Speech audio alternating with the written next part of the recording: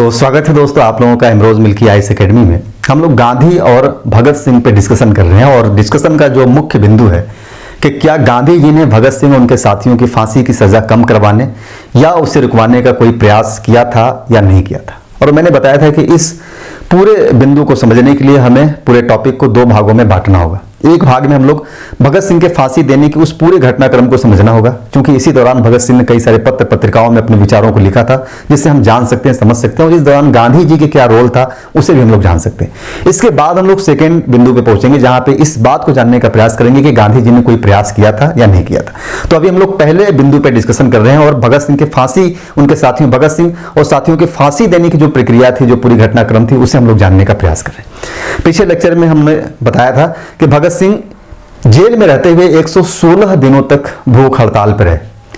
और आपको बता दूं कि ये उस समय का विश्व रिकॉर्ड था। पूरी दुनिया में इतने दिनों तक कोई भी भूख हड़ताल पर नहीं बैठा था। एक आयरलैंड का क्रांतिकारी था जो 97 दिनों तक भूख हड़ताल में बैठा हुआ था। उसके रिकॉर्ड को भगत सिंह ने तोड़ दिया। इसी दौरान मैंने बताया जतीन्द्र नाथ दास, वो भी जेल में कैदी थी, वो भी भूख हड़ताल में बैठते हैं, लेकिन उनकी तबीयत बिगड़ती चली जाती है और 63वें दिन उनकी मृत्यु हो जाती है।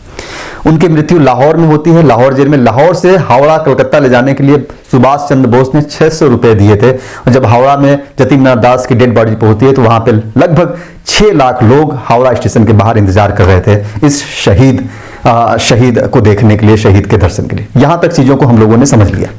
भूख हड़ताल मैंने बताया था पिछले लेक्चर में कि इनके पिता हस्तक्षेप करते हैं कांग्रेस की तरफ से, तब जाके ये भूख हड़ताल समाप्त करते हैं। और भूख हड़ताल की समाप्ति के बाद भगत सिंह अपने मुकदमे की तरफ ध्यान देना शुरू करते हैं। और मैंने बताया था कि मुकदमे की तरफ ध्यान देने का इनका मकसद यह नहीं था कि हम सजा से बच जाएं, हमारी सजा समाप्त हो जाए, बल्कि इनका मकसद था कि हमारे विचार पूरी दुनिया तक पहुंचे और विचार आम लोगों के दिलों में घर कर जाए, लोग उद्वेलित हो जाएं इन विचारों से। इसके बाद सैंडर्स हत्या केस का मुकदमा चलना शुरू हो जाता है। एक डेट आता है, ध्यान रखिएगा, लेनिन दिवस जिसे बोलते हैं हम लोग, 21 जनवरी का। यह है 21 जनवरी 1930। 21 जनवरी को हर साल लेनिन दिवस मनाया जाता है। मैंने बताया कि भगत सिंह मार्क्स और लेनिन के विचारों से प्रभावित थे। भगत सिंह को वामपंथी भी कहा जाता है क्योंकि मार्क्स लेनिन वामपंथी थे। लेनिन दिवस को इनको जेल में जब लाया जाता है इस दिन ट्रायल के लिए, तो जो भगत सिंह और साथी थे ये स्कार्फ बांधे हुए थे लाल कलर का और इनकलाब जिंदाबाद का नारा लगाते हुए आते हैं। और भगत सिंह ने थर्ड इंटरनेशनल के लिए, अभी मैं बताता हूं थर्ड इंटरनेशनल क्या था। थर्ड इंटरनेशनल के लिए भगत सिंह ने एक पत्र लिखा था टेलीग्राम के माध्यम से। वो थर्ड इंटरनेशनल में भेजना चाहते थे कि हमारा पत्र थर्ड इंटरनेशनल में पढ़ा जाए। वहां पे एक्चुअल में जो मार्क्सवादी होते हैं उनके सारे जो विचारक हैं, उन विचारकों का एक बैठक होता है। उस बैठक को उन्होंने इंटरनेशनल नाम दिया है, first international, third international, second international. तो एक्चुअल में ये थर्ड इंटरनेशनल के लिए एक पत्र लिखे थे भगत सिंह ने और टेलीग्राम के माध्यम से भेजना चाहे थे, लेकिन नहीं गया वो। तो उसी पत्र को यहां पे पढ़ते हैं। लेनिन दिवस के दिन 1930 को पढ़ा जाता है। अब लाहौर केस की सुनवाई तेजी से होने लगी, ध्यान रखिएगा, तेजी से सुनवाई शुरू होगी लाहौर केस की। लाहौर केस मतलब सैंडर्स हत्याकांड। असेंबली बम कांड फाइनल हो चुका है, मैंने बताया आजीवन कारावास की सजा हो गई है भगत सिंह को। अब लाहौर केस यानी सैंडर्स हत्याकांड का केस चलना शुरू हो गया। तेजी से चलता था। जो जज होता था इन लोगों की बातें सुनता था और खारिज कर देता था। सीधा सा मतलब था कि बस कुछ भी बोले खारिज करो, कुछ भी बोले खारिज करो, तेजी से आगे बढ़ाते रहो। तो ये सुनवाई तेजी से आगे बढ़ने लगा और जो मजिस्ट्रेट था शिकायतों को सुनता था और खारिज कर देता था। ध्यान रखिएगा, शिकायतें सुनता था और सीधे सीधे क्या कर देता था, खारिज कर देता था। इसी दौरान गवाही भी होती थी। और मैंने बताया था कि कई जगह पुलिस ने छापे मार के कई सारे लोगों को पकड़ लिया था, जिसमें हंसराज मेहता, जयगोपाल जैसे लोग सरकारी गवाह बन गए थे। तो कटघरे में एक दिन गवाही देने के लिए जयगोपाल आता है। पिछले लेक्चर में आप लोगों को याद है, मैंने बताया था जयगोपाल के बारे में। यही वो व्यक्ति था जिसने इशारा किया था कि इसको गोली मार दिया जाए जो स्कॉट है, लेकिन उसने गलत व्यक्ति को इशारा कर दिया। एक्चुअल में वो था सैंडर्स। तो जयगोपाल की चूक होती है, मरना चाहिए था स्कॉट को और मर गया सैंडर्स। जयगोपाल एक दिन कटघरे में आता है जब, तो यह भगत सिंह और उनके साथियों को गंदी गंदी भद्दी भद्दी गालियां देना शुरू कर देता है। जबकि एक समय ऐसा था कि भगत सिंह ने जयगोपाल को रत्न की उपाधि दी थी कि ये हमारे संगठन का रत्न है, लेकिन पुलिस के डंडे के आगे यह टूट गया और टूटा ही नहीं, पूरी तरीके से पलट गया, दिल से भी पलट गया। और कटघरे में आने के बाद सामने भगत सिंह और साथी बैठे थे। ये गवाही के लिए आता है और एक गाली देना शुरू कर देता है, भद्दी भद्दी गालियां देता है। जब ये गालियां दे रहा था तो भगत सिंह और कई सारे लोग जब कटघरे में थे, उसमें से एक व्यक्ति था जो सबसे कम उम्र का आरोपी था। उसका नाम था प्रेम दत्त वर्मा। उसका नाम था प्रेम दत्त वर्मा। ध्यान रखिएगा, जितने भी लोग पकड़े गए थे उसमें सबसे कम उम्र का आरोपी था। एक्सक्यूज मी, सबसे कम उम्र का आरोपी था, कम उम्र का आरोपी था। इससे बर्दाश्त नहीं होता है कि भगत सिंह को गाली दे रहा है, बाकी साथियों को गाली दे रहा है। ये चप्पल पहना हुआ था, चप्पल उतारता है और अपना चप्पल फेंक करके जयगोपाल को मारता है। कौन? प्रेम दत्त वर्मा फेंक करके चप्पल मारता है। ध्यान रखिएगा। समय बीतता गया और लाहौर केस की चर्चा होने लगी पूरे भारत में। न केवल भारत में बल्कि इस केस की चर्चा 7 समंदर पार भी होने लगी। भगत सिंह और साथियों का यही मंशा था, यही उद्देश्य था कि ये केस जितना ज्यादा चर्चा में आएगा हमें उतना ही ज्यादा फायदे मिलेगा। जब इस केस की चर्चा 7 समंदर पार होने लगा तो भगत सिंह का उत्साह और ज्यादा बढ़ता है, क्योंकि यही चाहते थे। मैंने बताया शुरू से ही कि भगत सिंह कभी नहीं चाहते कि हमारी सजा कम हो जाए, ये चाहते थे कि हमारे विचार लोगों तक पहुंचे, और लाहौर केस ने इनके विचारों को 7 समंदर पार पहुंचा दिया। ये विचार इतना ज्यादा प्रभावशाली हुए कि कई सारे देशों से, जापान से, कनाडा से, अमेरिका से हिंदुस्तान सोशलिस्ट रिपब्लिक आर्मी के लिए चंदा आने लगे, पैसा आने लगे कि हम पैसा दे रहे हैं, आप लड़िए मुकदमा। इस तरीके का प्रभाव भगत सिंह के विचारों का पड़ा वैश्विक लेवल पर, और ये भगत सिंह चाहते थे कि ऐसा ही हो ताकि हमारे विचार 7 समंदर पार जाए। अब थोड़ा सा हम लोग हिंदुस्तान सोशलिस्ट रिपब्लिक आर्मी को यहाँ पे मैं समझा देता हूँ, प्री के पॉइंट ऑफ व्यू से इंपॉर्टेंट है, ध्यान रखिए। पहले एक संगठन था जिसका नाम था हिंदुस्तान रिपब्लिक एसोसिएशन या आर्मी। इसके संस्थापक थे सचिंद्र नाथ सान्याल। ध्यान रखिएगा, हिंदुस्तान रिपब्लिक आर्मी, सचिंद्र नाथ सान्याल इसके संस्थापक थे। चंद्रशेखर आजाद इसके जो है कि सदस्य थे। इसमें भगत सिंह इसके सदस्य नहीं थे, लेकिन चंद्रशेखर आजाद ने, अच्छा एक संगठन और था, देखिए एक संगठन नौजवान सभा, नौजवान भारत सभा, नौजवान भारत सभा, एक संगठन ये था। इसमें भगत सिंह शामिल थे, यानी भगत सिंह और बाकी साथी में थे। बीच में थे चंद्रशेखर आजाद, चंद्रशेखर आजाद जो हिंदुस्तान रिपब्लिक एसोसिएशन या आर्मी के सदस्य थे। चंद्रशेखर आजाद ने नौजवान भारत सभा से गुप्त रूप से मुलाकात की इनके सदस्यों से, और मुलाकात करने के बाद यह तय किया गया कि नौजवान भारत सभा के जितने भी सदस्य हैं वो, अच्छा ये मुलाकात कहां होता है? ये मुलाकात होता है दिल्ली के फिरोज शाह कोटला में, बैठक होती है वहीं पे फिरोज शाह कोटला में। और नौजवान सभा में भगत सिंह थे, भगवती चरण बोहरा थे, भगवती चरण बोहरा और उनके कई सारे साथी थे। 8 और 9 सितंबर 1928 को दिल्ली के फिरोज शाह कोटला में नौजवान सभा के जितने भी सदस्य थे, चंद्रशेखर आजाद से उनकी गुप्त मुलाकात होती है, बैठक होती है, और चंद्रशेखर आजाद इन्हें HRA में विलय करने का सुझाव देते हैं कि सभी लोग इसमें शामिल हो जाइए। भगत सिंह को समझ में आता है और भगत सिंह तैयार हो जाते हैं कि नौजवान सभा के जो सदस्य हैं हिंदुस्तान रिपब्लिक एसोसिएशन या आर्मी में शामिल हो जाएंगे।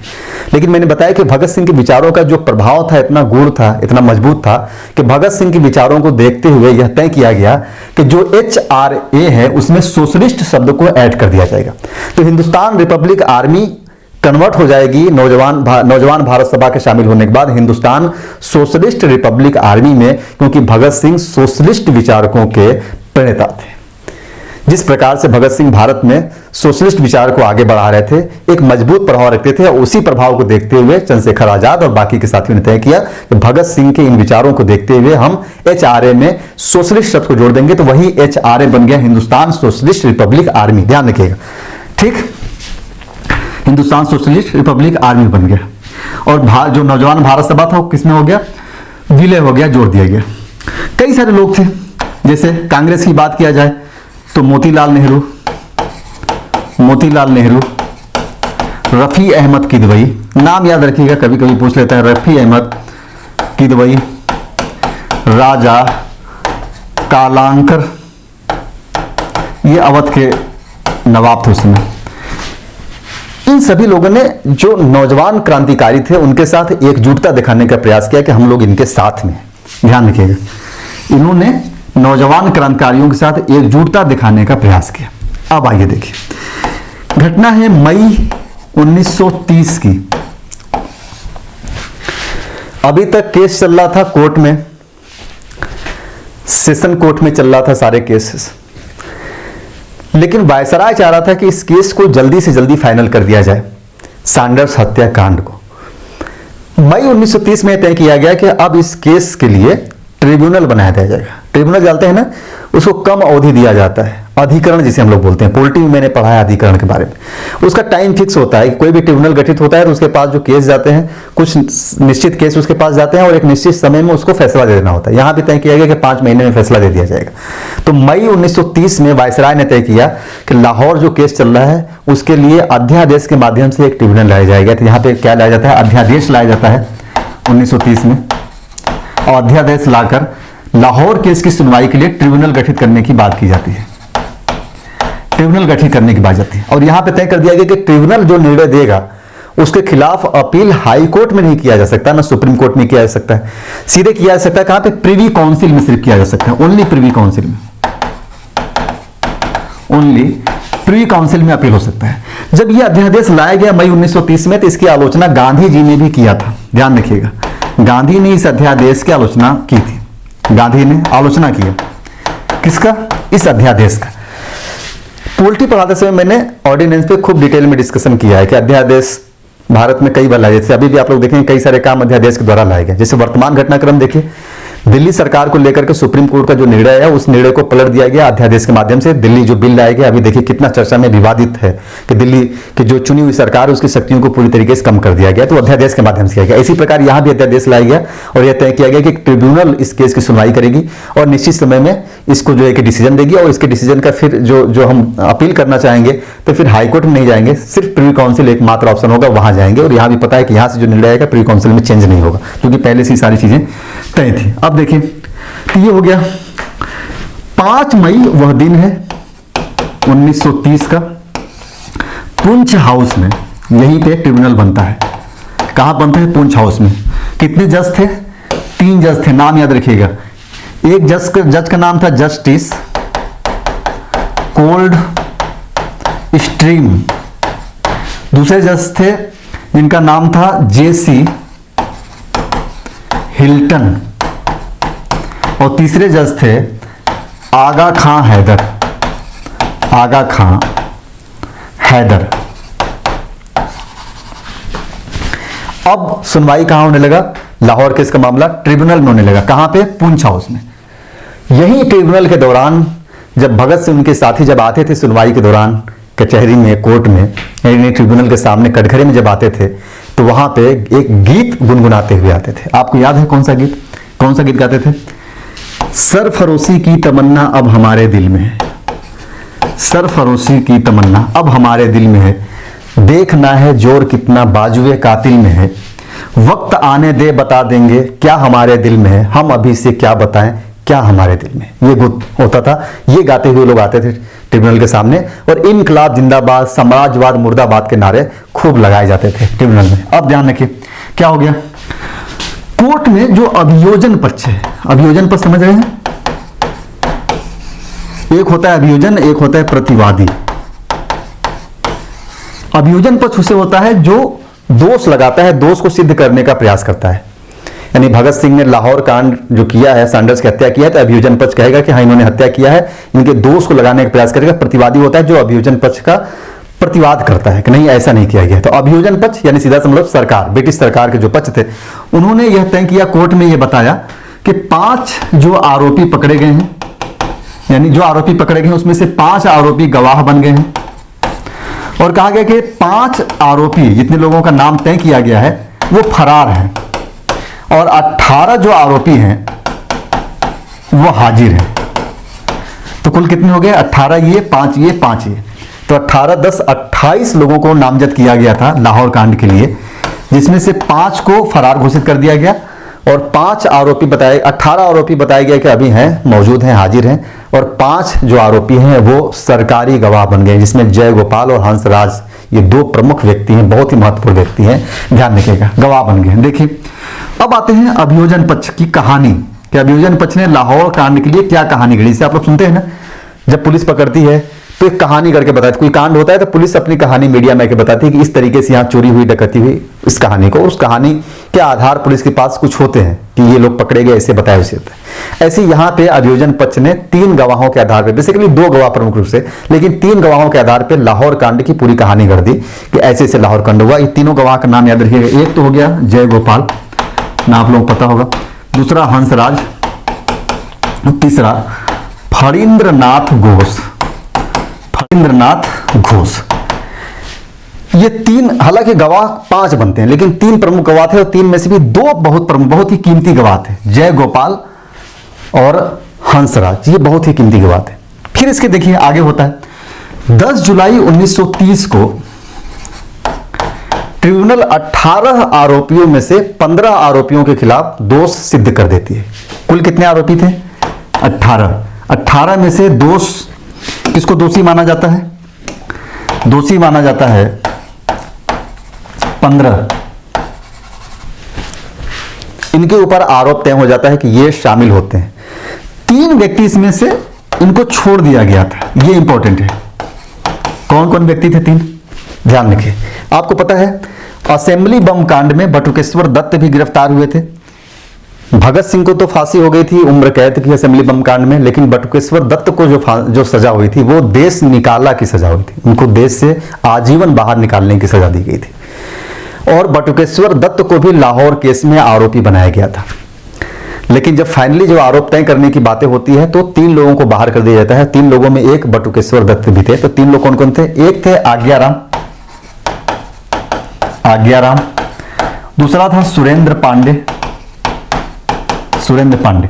इनके खिलाफ कोई सबूत नहीं मिलता है, इन्हें पूरी तरीके से बरी कर दिया जाता है। और तीसरे व्यक्ति थे बटुकेश्वर दत्त। ध्यान रखिएगा, तीसरे व्यक्ति थे बटुकेश्वर दत्त। क्यों थे? आपको पता हो गया होगा, क्योंकि इन्हें असेंबली बम कांड में पहले ही आजीवन देश बाहर निकाला की सजा दे दी गई थी। तो आजीवन देश बाहर, यानी आजन्म देश से बाहर रहेंगे, भारत में नहीं आएंगे, ये सजा दे दी गई थी। तो इनके नाम को भी हटा दिया जाता है। 18 में से 15 लोगों के ऊपर आरोप तय हो जाता है। 5 सरकारी गवाह बन जाते हैं, 5 फरार हैं, उनका पता ही नहीं कि कहां है, जिंदा है, मर गए, कोई पता नहीं।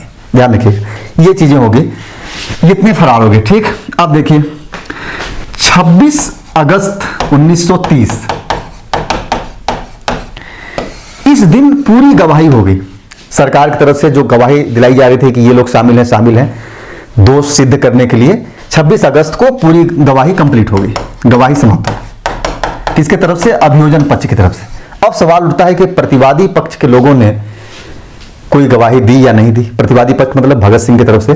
तो मैं आपको बता दूं कि यहां पे भगत सिंह ने जिरह करने से पूरी तरीके से मना कर दिया था कि हमें कोई भी जिरह बहस नहीं करना है अपनी फेवर में। जज की तरफ से जब कहा जाता है कि आप अपने बारे में, आपने अपने फेवर में कुछ तर्क रखिए, भगत सिंह और साथियों ने पूरी तरीके से मना कर दिया, क्योंकि वो पहले ही मान के चले थे कि हमें फांसी को चूमना है। और इधर ब्रिटिश सरकार ने भी पहले से ही तय कर लिया था कि इन्हें फांसी ही देना है। दोनों चीजें ध्यान रखिएगा, एक तरफ सजा देने वाले ने तय कर लिया कि सजा हम देंगे, लेकिन उससे बड़ा होता है जो पहले ही अपने सजा को एक्सेप्ट कर लिया कि चलो तुम दो, क्योंकि उन्हें पता था कि हमारे जीवन से ही, हमारे फांसी की सजा से ही जो हमारे विचार हैं वो भारत की युवाओं में क्रांति लाएंगे। यही भगत सिंह चाहते थे कि हमारे विचार तेजी से लोगों के पास फैले। उनको जीवन से बहुत लगाव भगत सिंह को नहीं था, उनको बस लगाव था कि हमारे विचार लोगों के दिलो दिमाग में घुस जाए, और इसके लिए जानते थे कि हमारी जो बलिदान है वो जाया नहीं जाएगा। और मैंने बताया था कि गांधी जी के दिमाग में भी यही चल रहा था कि अगर ये शहीद होते हैं तो इनकी लोकप्रियता बहुत तेजी से बढ़ेगी। जब तेजी से बढ़ेगी लोकप्रियता तो जो युवा हैं इनसे प्रभावित होंगे, और युवा प्रभावित होंगे तो वो अहिंसा के बदले हिंसा का रास्ता अपनाएंगे। इसलिए गांधी जी चाहते थे कि ये शहीद न होने पाए। दूसरी तरफ ब्रिटिश सरकार का भी एक अलग रवैया था, उस पर हम लोग आगे डिस्कशन करेंगे, देखेंगे कि क्या होता है। तो 26 अगस्त को गवाही समाप्त हो जाती है, और मैंने बताया कि भगत सिंह और साथी ये जिरह करने से मना कर। जिरह मतलब समझे ना, बहस जो कोर्ट में होती है, बहस होती है, उससे इन्होंने मना कर दिया कि ठीक है कोई दिक्कत नहीं है। 7 अक्टूबर 1930 यह वह दिन था जिस दिन फैसला आ गया, और कहा जाता है कि अभी ट्रिब्यूनल के पास 3 हफ्ते का समय और था, लेकिन 3 हफ्ते से पहले ही 7 अक्टूबर 1930 को ट्रिब्यूनल ने फाइनल फैसला सुना दिया। ध्यान रखिएगा, इस फैसले में 15 लोगों में से 3 लोगों को फांसी की सजा होती है। कौन कौन से लोग थे? तो फांसी की सजा होती है 3 को। फांसी की सजा 3 लोगों को होती है। किसको? भगत सिंह, पता ही होगा आप लोगों को, राजगुरु और सुखदेव। ठीक। कुछ लोगों को आजन्म देश निकाला की सजा होती है। आजन्म देश निकाला की सजा, यानी पूरे जीवन में वो देश से बाहर रहेंगे। उसमें से कुछ नाम याद कर लीजिए, पूछता है प्रारंभिक परीक्षा में। किशोरी लाल, महावीर सिंह, विजय कुमार, शिव वर्मा, गया प्रसाद, कमलनाथ। इन्हें दिया गया आजन्म देश निकाला की सजा, इन्हें पूरे जीवन देश से बाहर कर दिया जाए। इसके अलावा एक थे कुंदन लाल, इन्हें 7 साल की सजा सुनाई गई। और जो सबसे छोटे कम उम्र के आरोपी थे प्रेम दत्त, इन्हें 5 साल की सजा सुनाई गई। जो फैसला दिया गया वो 300 पन्नों में फैसला था। 300 पन्नों में फैसला था और 300 पन्नों का निष्कर्ष यही था कि सैंडर्स हत्याकांड में भगत सिंह की भूमिका बहुत ही महत्वपूर्ण थी, यानी कि बहुत ही बड़ी भूमिका थी। इसी वजह से भगत सिंह, राजगुरु और सुखदेव को फांसी की सजा दी गई। इन तीनों को माना गया, इनकी भूमिका, भागीदारी बहुत ही महत्वपूर्ण थी। अब देखिए, अब इस दौरान हम लोग देखें कि भगत सिंह, ध्यान रखिए, भगत सिंह का मुकदमा चला और मुकदमे के बाद फैसला भी आ गया। भगत सिंह का मुकदमा चलता है और मुकदमे के बाद फैसला आता है। अब सवाल उठता है कि मुकदमे से लेकर के फैसले तक गांधी जी कहां थे? गांधी जी का क्या रोल था? तो मैं आपको बताऊं कि भगत सिंह के मुकदमे से लेकर के फैसला आने तक गांधी जी जेल में बंद थे। ध्यान रखिए, कब से बंद थे गांधी जी? दांडी यात्रा इन्होंने चलाया। दांडी यात्रा के बाद इन्होंने आंदोलन की धमकी दी। नमक यात्रा के बाद उस आंदोलन को कुचलने के लिए एक बड़ा आंदोलन गांधी जी न कर पाए। 5 मई 1930 को, और यही 5 मई के दिन ट्रिब्यूनल का गठन होता है और इसी ट्रिब्यूनल में सुनवाई शुरू होती है। और 5 मई के दिन ही गांधी जी को गिरफ्तार करके जेल में डाल दिया जाता है। तो गांधी जी कहां जाते हैं? जेल में चले जाते हैं। गांधी जी के जेल से बाहर निकलने की प्रक्रिया बाद में शुरू होती है। जब गांधी इरविन समझौते की बात होती है, तब होता है कि गांधी के बिना यह गांधी जो ब्रिटिश सरकार जो संवैधानिक सुधार लाना चाहती है वो नहीं हो पाएगा। तो होता क्या है कि ब्रिटेन में लेबर दल की सरकार थी, चुनाव होता है, वहां पे लेबर दल सत्ता में आती है और उसने प्रयास किया कि हम भारत में संवैधानिक सुधार करेंगे और संवैधानिक सुधार के लिए एक चर्चा होगी, चर्चा किया जाएगा भारत के लोगों से। और यह चर्चा जो होगी, इसी चर्चा को कहा गया गोलमेज सम्मेलन।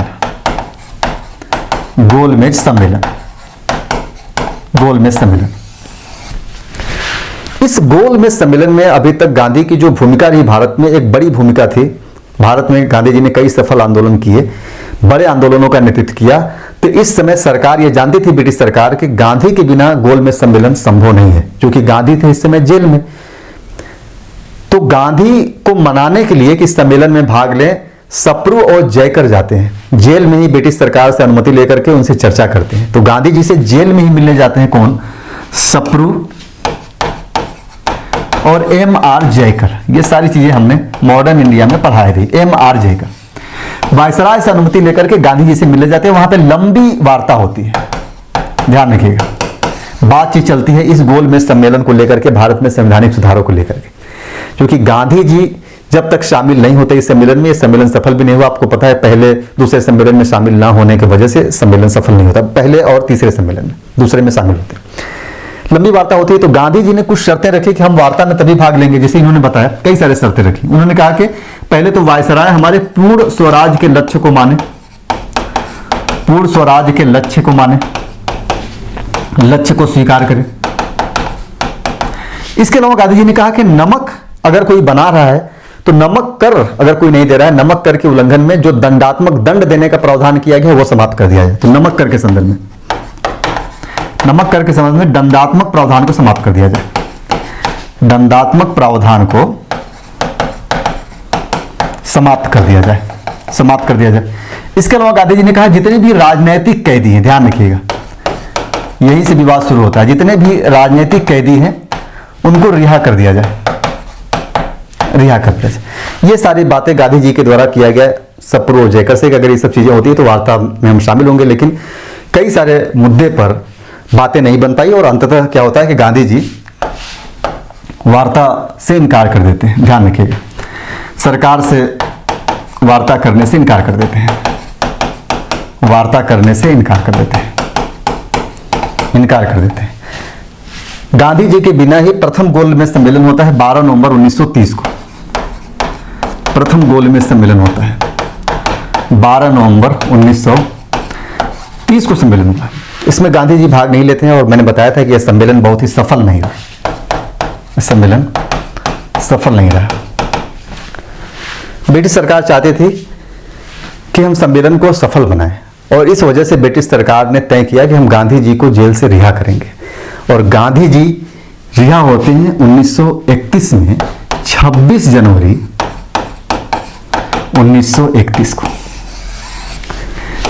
कब गिरफ्तार हुए थे? 5 मई 1930 को। भगत सिंह के फांसी की सजा का फैसला कब आता है? 7 अक्टूबर 1930 को। मुकदमा शुरू कब होता है? 5 मई से ट्रिब्यूनल में शुरू होता है मुकदमा लाहौर केस के लिए। तो इस दौरान से लेकर के इस दौरान तक हम लोग देख रहे हैं कि गांधी जी कहां हैं? जेल में है। गांधी जी छूटते हैं 26 जनवरी को और फांसी की सजा 23 मार्च को तय किया गया है कि 23 मार्च को फांसी दी जाएगी। कहने का मतलब यह है कि गांधी जी फांसी देने से पहले छूट जाते हैं, लेकिन भगत सिंह के फांसी का फैसला आने से पहले नहीं छूटते। जब भगत सिंह को फांसी देने के दिन आता है ना, जब बातें होती है, फैसला आ चुका है और इस समय इरविन और गांधी के बीच वार्ताओं की चर्चा होने लगी कि वायसराय और गांधी के बीच चर्चा शुरू होगी।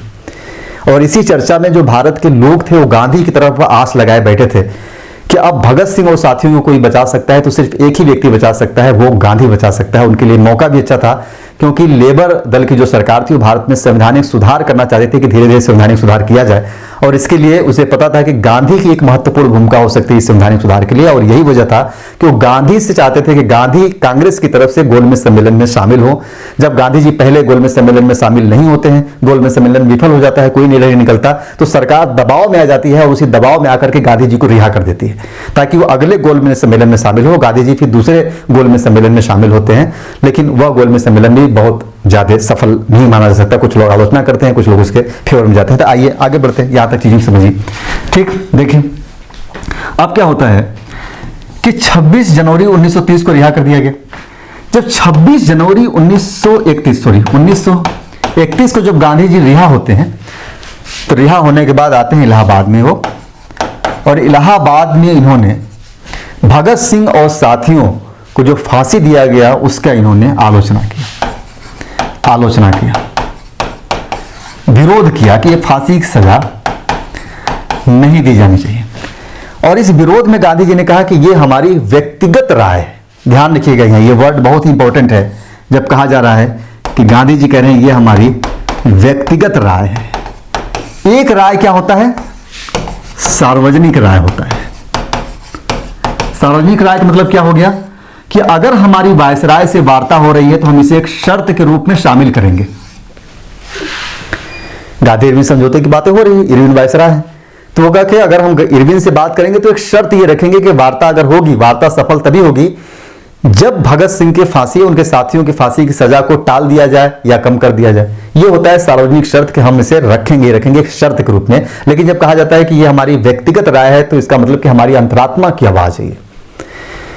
भले ही हमारे विचार अहिंसक हैं, ये हिंसावादी हैं, लेकिन उसके बाद भी हमारा ये विचार है कि ये सजा ठीक नहीं दिया गया है, इनकी सजा को टाल देना चाहिए, कम कर देना चाहिए।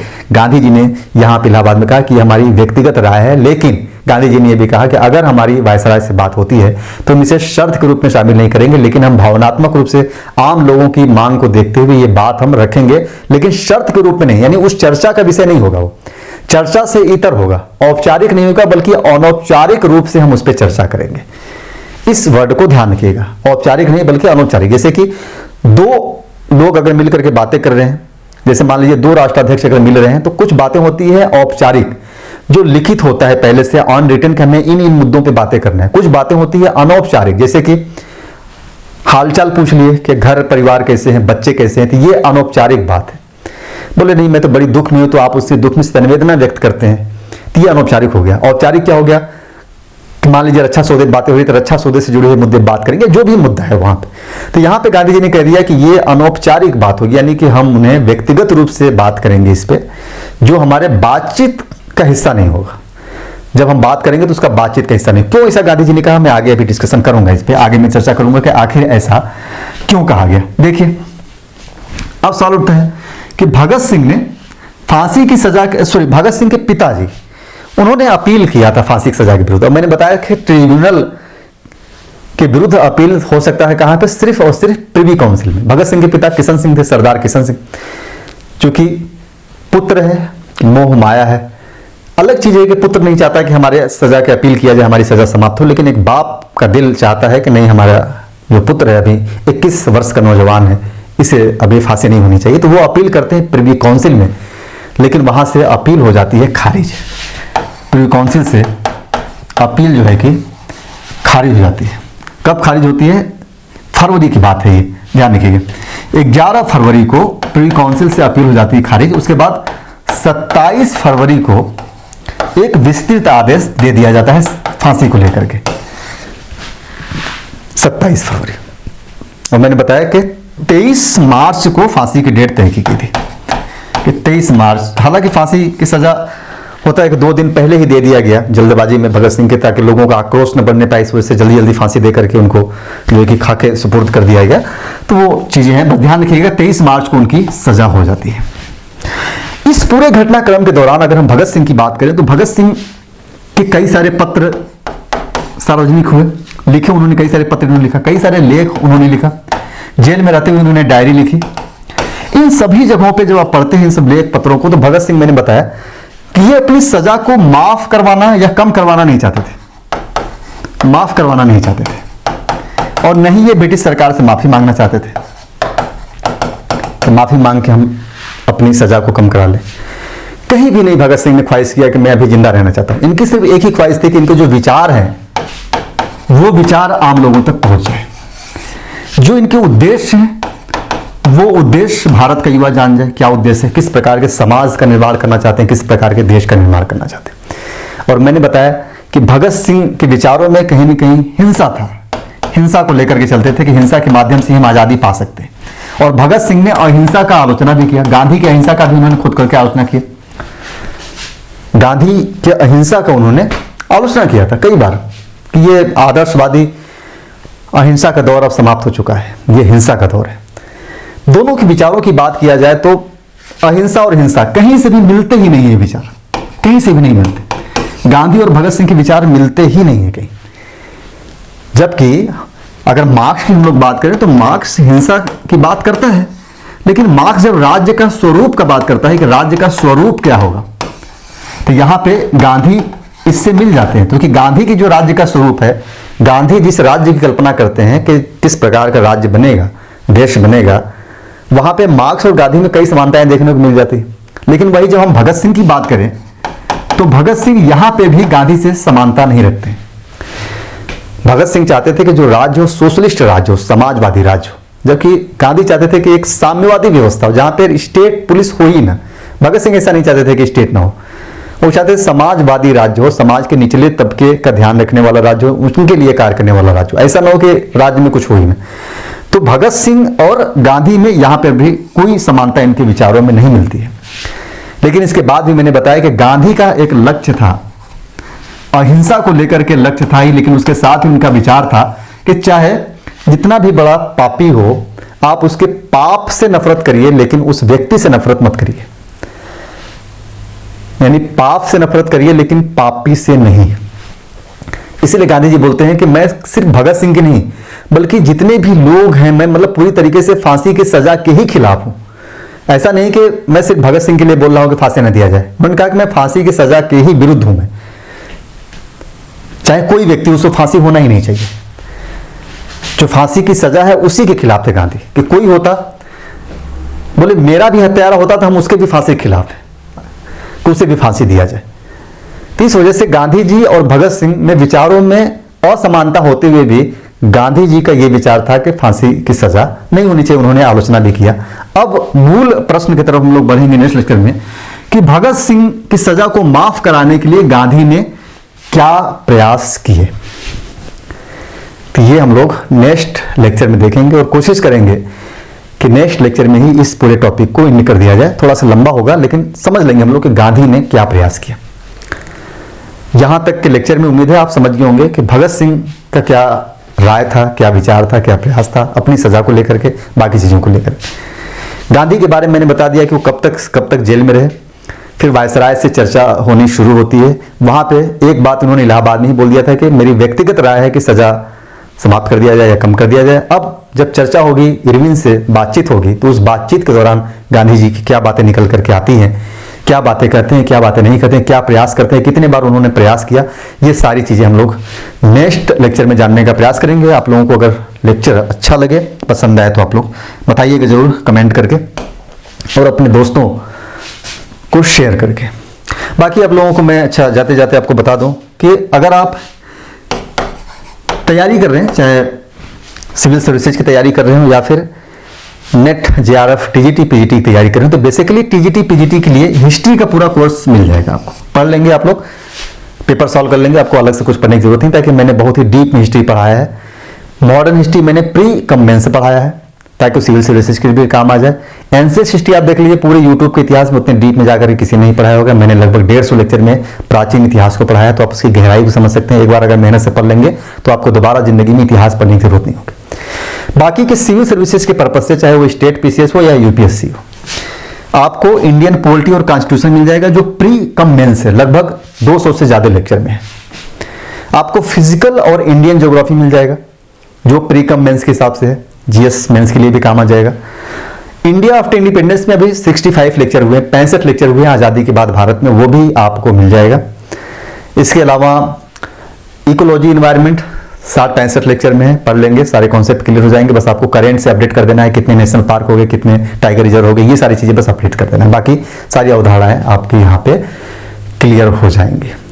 इसके अलावा इंटरनेशनल रिलेशंस मैंने पढ़ा दिया है, आप चाहें तो उसे भी ज्वाइन कर सकते हैं। आपको ज्वाइन करना हो कोई भी कोर्स तो आप सीधे सीधे मुझे व्हाट्सएप करिए 9695268201 और यहाँ पे मिनिमम फी में आप क्लास को ज्वाइन कर लीजिए। क्लास की ये गारंटी है कि आप एक बार पढ़ेंगे, सारी चीजें आपको समझ में आ जाएंगी, फिर दोबारा आपको कहीं पढ़ने की जरूरत नहीं होगी, हर चीज क्लियर है।